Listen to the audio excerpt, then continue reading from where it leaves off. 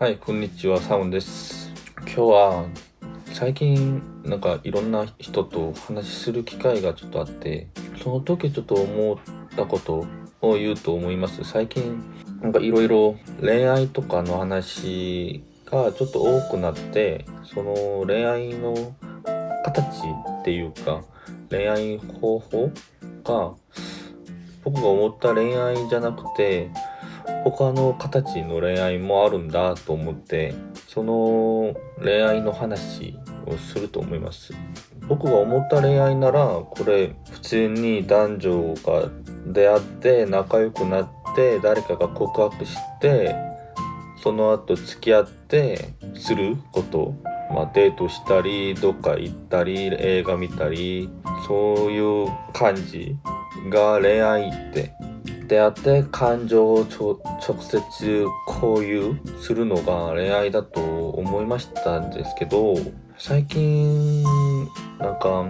そういうお父さんお母さん時代みたいな出会うことだけじゃ話できるわけもないし、男女が話できるそういうところが直接出会うことじゃなくて、ネットでも電話でもできるから、そういう形でいろんな恋愛方ができたのがちょっと僕にはちょっと不思議っていうか、すごいっていうか、そういう形もあるんだと思いました。最近聞いたのは、僕も年的にはまだ若い年だから、そういう出会い方が学校の友達じゃなくて誰かが紹介する感じ、それ以外もネットのアプリで出会うこと、そこまでは、いいんじゃない思いましたけど、その後出会って付き合うの、それは普通の恋愛だと思うから、それはいいことだねって思いましたけど、本当に最近からめっちゃ言われるのが、彼女いますか、彼氏いますかって聞いたら、いますよって言ったら、そうなんですか、なら、その彼氏彼女とはどうやって出会いますかとか、どうやってデートしていますかとか、普通に気になって言った質問なんですけど、そこから僕が予想した普通の友達の友達ですとか、普通に映画見たりするデートしていますとか言うと思ったけど、そうじゃなくて、アプリで出会って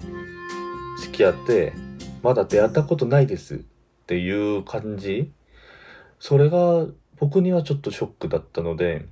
それが恋愛って感じる、それが恋愛っていうそういう形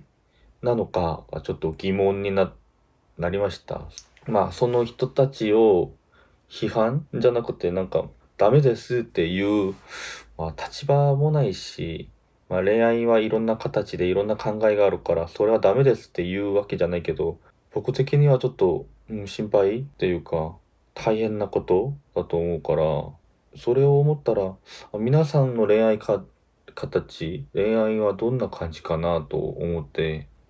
カメラを回してみようと思って今、撮っています。はい、それで僕のがショックだったのはそれだったので、これからは僕の、恋愛観っていうか、僕が考えた恋愛をちょっと言ってみようかなと思います。僕が思った恋愛なら、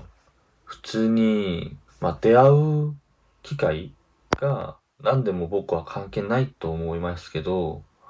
僕は絶対出会わなきゃ恋愛できない人なので、出会って、その人の直接目の前に見て、その目の前の、一応恋愛って外見も大事なので、外見を見て、その文字とか電話の声だけで感じることと直接出会って、そういう人の顔か表情を直接見るのが本当にすぐ嘘かどうかも感じるし、そういう時の感情も本当に裸だから感じるから、それが本当に大事だと思います。いろんなニュースも最近じゃなくて前に見たことありますけど、その中国からの話で、中国は大きな国だから、そのところの名前は知らないんですけど、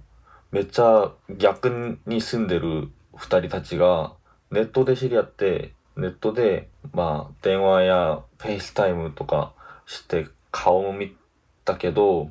その後からまあ二人きりの恋ができて、なら恋人になろうになって、恋人になってもまあ距離があるから出会ったことないし、その感じでどんどん長く付き合って、なら結婚しようってなって、その、結婚は、まあ、するとしたら出会うしかないから、なら、男の方が出会いに行きますって言って出会ったら、結局、その女の子、男の子、どっちも、そのフェイスタイムもフィルターつけて、めっちゃイケメンと、まあ、綺麗な女性みたいに隠してたし、その写真とか文字で見せたのが全部嘘。両方も嘘だった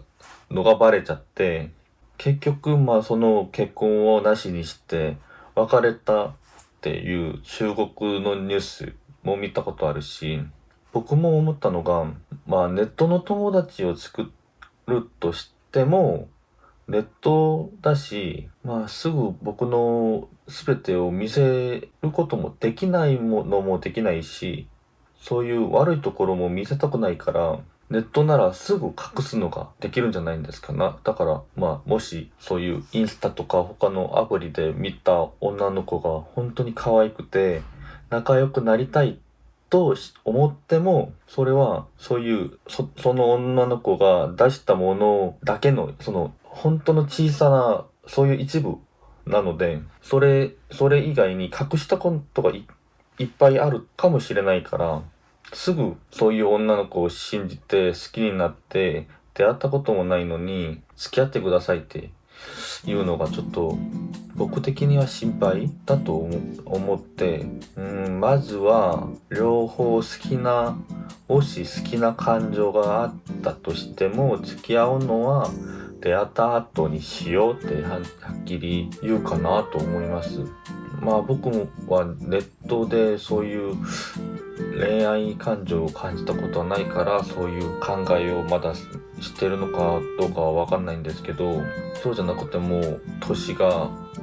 そういう若い人よりにはちょっと年があるから、そういう感じの恋愛が向いてない年かなとかもしれないんですけど、僕が思った恋愛はそんな感じなので、もし僕のチャンネル見てる人の中でそういう恋愛してる人たちはどういう出会いで恋愛して、どんな恋愛しているのかもちょっと気になって、カメラ回していました。それでまあ結局僕の考えは、まあ、自分の人生だから自分が決めて自分が恋愛するのは大事で、まあ、恋愛するその間にも自分のこと考えて自分が一番大事にして恋愛してくださいっていうことです。まあ、恋愛の形がどうしたとしても、でもどんな恋愛でも一応自分のこと一番大事に考えて、2番目を彼氏彼女のこと考えて自分らしく自分のそういうものを忘れなくて、なんかお互い幸せな恋愛をしてくださったらいいと思います。僕はいつも思っていますけど、僕と関係あるみんなの人は幸せになってほしいから、僕のチャンネルを見ている登録者さんとか、まあ、登録してなかったけど見てくださった人たちは絶対幸せになってほしいです。まあ今日も台本もなくて、まあただ喋っただけの動画なんですけど、この動画が面白かったらもしチャンネル登録と高評価お願いします。